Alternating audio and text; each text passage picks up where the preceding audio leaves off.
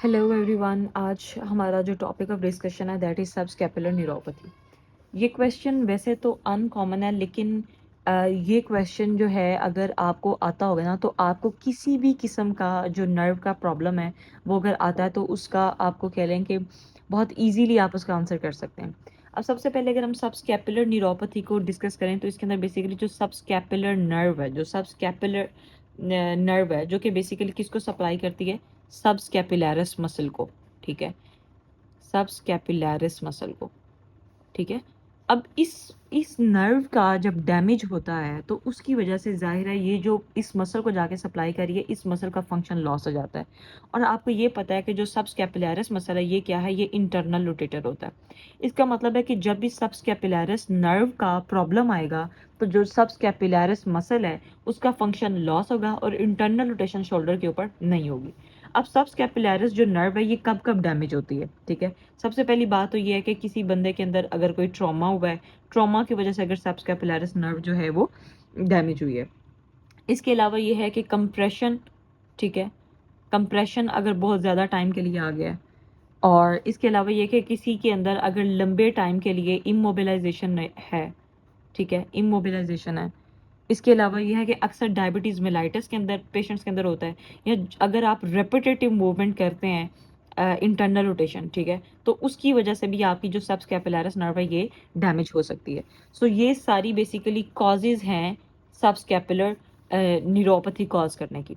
ठीक है, subscapular neuropathy होती क्या है कि इसके अंदर बेसिकली जो सबस्कैपुलैरिस नर्व है ये डैमेज होती है। जब सबस्कैपुलैरिस नर्व डैमेज होती है तो जब सबस्कैपुलैरिस मसल है इसका फंक्शन लॉस हो जाता है, यानी इंटरनल रोटेशन लॉस हो जाती है। कॉजेज इसकी क्या क्या हो सकती हैं, trauma, compression, immobilization, diabetes mellitus, repetition. तो पेशेंट के सिम्टम्स क्या आएंगे, सबसे पहली बात है शोल्डर की पेन आती है। इसके अलावा जो सबस्कैपुलैरिस मसल का जो फंक्शन, जैसे हमने पहले बात की, वो क्या है, इंटरनल रोटेशन। तो शोल्डर के ऊपर इंटरनल रोटेशन बहुत कम होगी, रेंज ऑफ मोशन कम हो जाएगी। और इसके अलावा नमनेस और टिंगलिंग आती है, क्योंकि जब भी नर्व कंप्रेस होती है तो नमनेस और टिंगलिंग जैसे सिम्टम्स आते हैं। अब इसका जो कंफर्मेशन आपने करनी है जिन टेस्ट के जरिए, वो कौन कौन से हैं। सबसे पहला टेस्ट आपके पास आ जाता है lift off test. Lift off test आपको पता है कि ये बेसिकली सबस्कैपुलैरिस मसल की इंटेग्रिटी देखने के लिए होता है। इसको ये होता है कि पेशेंट को आप कहते हैं कि वो अपना आर्म बेंड करके अपनी बैक के ऊपर रखे और अपनी बैक से उसने हाथ अपना पीछे की तरफ लिफ्ट करना है, ठीक है। और दूसरा आपके पास आ जाता है बेली प्रेस टेस्ट। बेली प्रेस टेस्ट के अंदर ये है कि आप पेशेंट को ये कहते हैं कि वो अपने बेली के ऊपर हाथ करके अपने बेली को प्रेस करें, ठीक है। सो इन दोनों मूवमेंट, इन दोनों टेस्ट के अंदर बेसिकली इंटरनल रोटेशन हो रही होती है।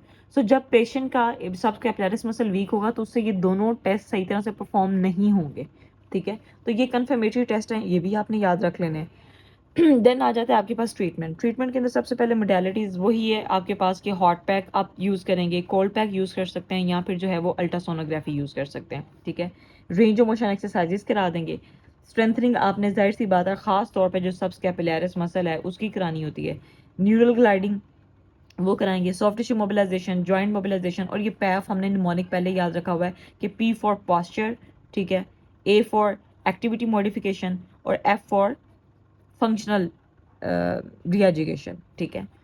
अब सबस्कैपुलर न्यूरोपैथी के बारे में आपको पता चल गया कि इसके अंदर सबस्कैपुलैरिस नर्व इफेक्ट होती है। जो भी नर्व इफेक्ट हो उसको, जो भी उस मसल को सप्लाई करे उसका फंक्शन लॉस हो जाता है। टेस्ट उस मसल के लिए आपने याद कर लेना और ट्रीटमेंट यही है।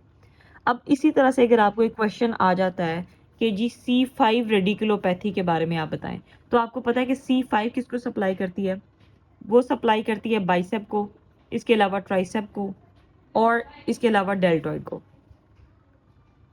सो C5 अगर सप्लाई करिए बाइसेप, ट्राइसेप और इसके अलावा डेल्टॉइड को, तो अगर क्वेश्चन इस तरह से आता है कि C5 रेडिकुलोपैथी के बारे में आप बताएं, तो उसके अंदर आपने यही लिखना है कि जो बाइसेप, ट्राइसेप और डेल्टॉइड के तीनों फंक्शंस हैं ये ऑब्वियसली इम्पेयर होंगे। सो जब इनके फंक्शंस इम्पेयर होंगे तो उसके अंदर आपने C5 की न्यूरल मोबिलाइजेशन कर देनी है और इन मसल की स्ट्रेंथनिंग करा देनी है। इसी तरह से अगर आपको ये आता है कि जो सबस्कैपुलैरिस सुप्रास्कैपुलर नर्व है उसका अगर डैमेज हुआ है, तो आपको ये पता है कि जो सुप्रास्कैपुलर नर्व है ये सुप्रास्पाइनेटस और इंफ्रास्पाइनेटस को सप्लाई करती है। सो जब सुप्रास्पाइनेटस और इंफ्रास्पाइनेटस मसल की वीकनेस होगी तो उसकी वजह से उनका फंक्शन लॉस होगा। सो उस केस सिनेरियो के अंदर आप सुप्रास्कैपुलर नर्व की ग्लाइडिंग कराएंगे और सुप्रास्पाइनेटस और इंफ्रास्पाइनेटस की स्ट्रेंथनिंग करा देंगे।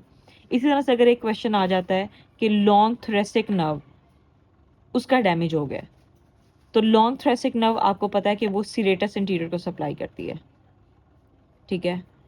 सो उस केस सिनेरियो के अंदर लॉन्ग थ्रेसिक नर्व की मोबिलाइजेशन होगी, उसका जो रिलीज होगा, और स्ट्रेंथनिंग सिरेटस एंटीरियर की होगी।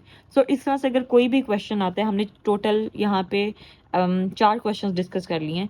एक है कि सबस्कैपुलर न्यूरोपैथी, उसका ये पूरा जो है वो चार्ट है कि उसके अंदर आपने सिम्टम्स क्या होंगे और ट्रीटमेंट क्या है।